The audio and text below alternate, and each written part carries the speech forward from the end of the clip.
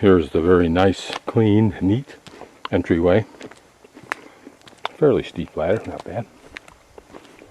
Won't go far into this cave because apparently heights get relatively low quickly.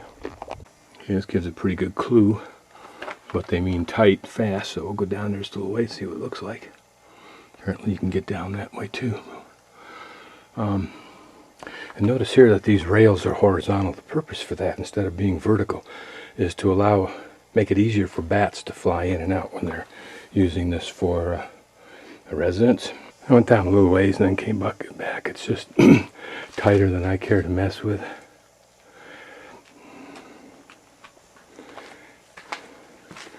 We'll go down and try this part.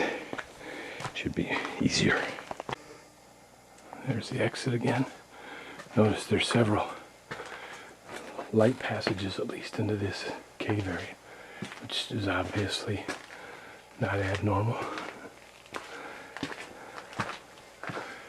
Feel that cool breeze again.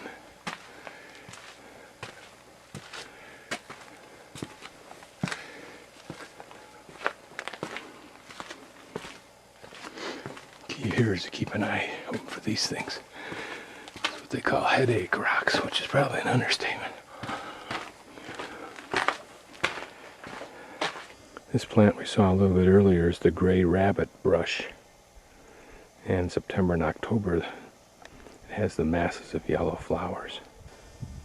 This is called lava spatter. It's blobs or globules of plastic lava thrown out of a volcano vent, like at Fleener chimneys.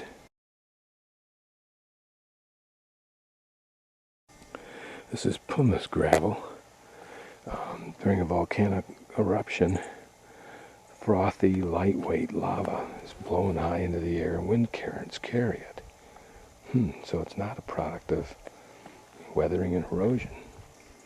Nice big chunk of obsidian. Brought from Glass Mountain, 20 miles to the south. And it was ironical. It was a Jim Bridger that told the tall story of a mountain with ice, all of glass, up in Yellowstone, I think it was. Actually, he was right, just not that right. Yeah, this sign indicates that pumice is the same material as obsidian, which I think is rhyolite. But gases mixed with the lava create a light white froth. This is the mush pot.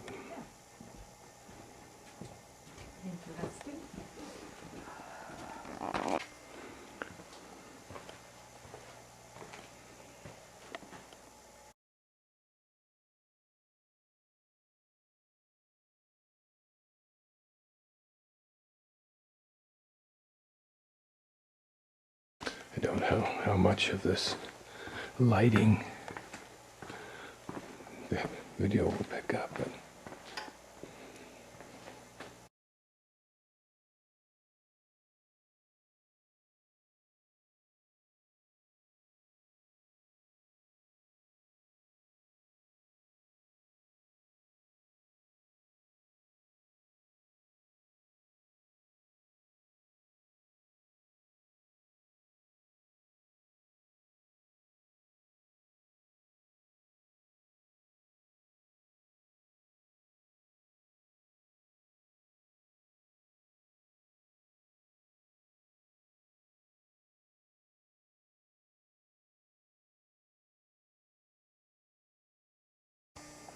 so to my left, which I'll show in a moment, is a balcony.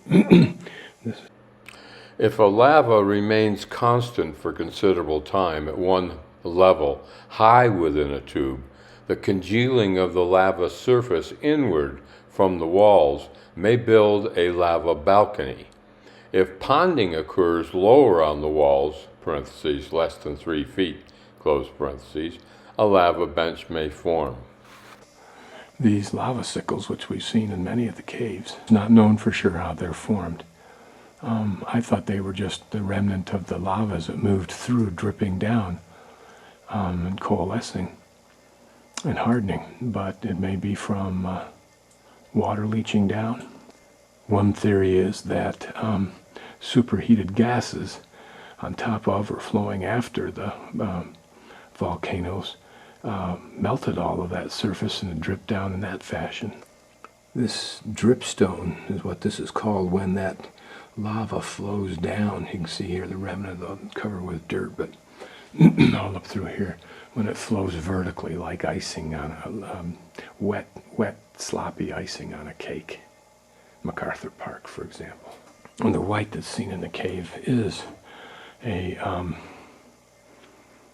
percolation, if you will, of the water down through the rock, bringing minerals with it. Basically, it's a calcite.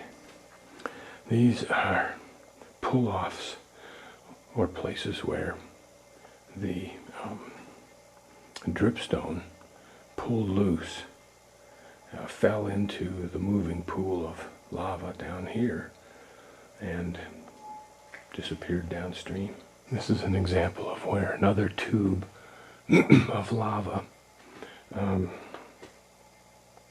opened up when the floor of that tube got heated up so much that it just melted down into this tube and exposed that higher tube.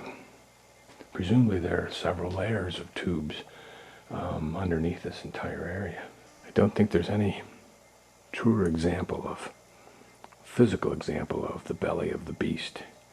This wall is all dripstone and certainly shows the conformation of the lava tube.